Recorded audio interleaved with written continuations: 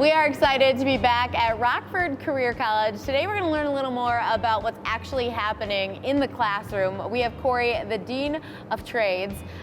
You do a lot here. Two different categories we're going to talk about. Let's start with electric. Tell me what it's like, for a student who's coming to be a part of the electric program. A lot of it is for the electrical program is based on safety and guidance first off. And then a lot of the students will learn anything from residential all the way to industrial wiring. So we teach them all the way from just simply using hand tools before they even get into any electrical first. And then we'll teach them how to run conduit and do intricate control wiring. How long does the electrical program usually take for a student? The program is 10 months. That's not very long. No, it's not very long. To go from knowing nothing to basically being ready for a job, right? Correct. So tell me about the steps of becoming an electrical technician. First starts with safety, and then after we get past the safety and I feel like they're comfortable enough to move forward, then we'll get into more commercial, which is conduit bending. And then after they pass that portion of the class, then we'll get into industrial, which is more motors and motor controls. And then the majority of the time, these guys have got a well understanding of troubleshooting tactics and how they can go about completing circuits in the field. And we got to spend some time in the classroom today. It's a lot of hands-on training once you get past the safety. Correct, yes. What does it look like then when a student completes the electrical program and they're like, okay, I'm looking for a job? What is that process like? Well, the majority of the students are getting jobs right outside the program. Some are even getting jobs while they're still currently in the program. Wow. It could go from anywhere from just a residential electrician to some of these guys are getting into factories and troubleshooting machines and PLC logic. So it's a wide variety of work for them out there. All right, so you're also part of the HVACR, which I didn't know there's that many letters in that one. So what do those stand for? Heating, ventilation, air conditioning, and refrigerant. So that seems like a lot, but still 10 months, you're telling me? Yes. How does that program work?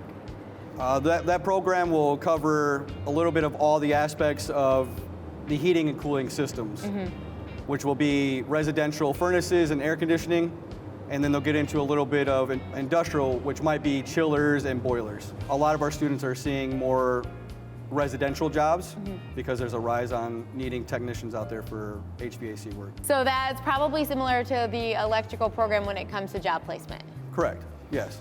You have a lot of employers who work with you and make sure that they are getting employees that are ready to go kind of right from Rockford Career College. Yeah, with the HVAC program, we're seeing a lot of students that are actually landing jobs while they're still in the program. Wow. Employers are reaching out to us and they're already working in the field while they're continuing their program. That must feel incredible as someone who's helping them achieve this. Yeah, absolutely feels great.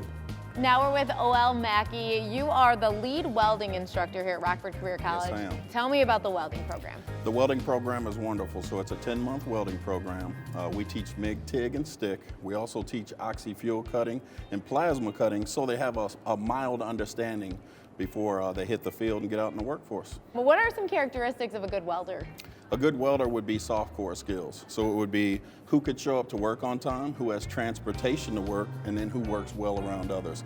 They will teach you that type of welding that they want to do, but as long as you have those characteristics, you'll win. That's pretty awesome because it means if anyone has a slight interest in this and they can do those things, yes, they have a shot and they should try it. Yes, yep. And anybody can do welding if they just focus on what they're doing and handle the job at hand. You guys make some pretty cool stuff too. Thank you. Tell me about some of the things that you might just make when you're learning. So we had one where we had a student who was on a farm. So we had them all go out to the farm and they all grabbed stuff off the farm and then they welded it into a table, kind of what we were showing you in the welding lab there. And that was a creative process that happened. We were very proud of that. It's a really fun way to see the skills and impress people, yes, right? Yes, yes. So at the end of the program, 10 months only, your students are ready for a job. What's the process like to achieve that job? So they get the basics of an understanding of the welding process.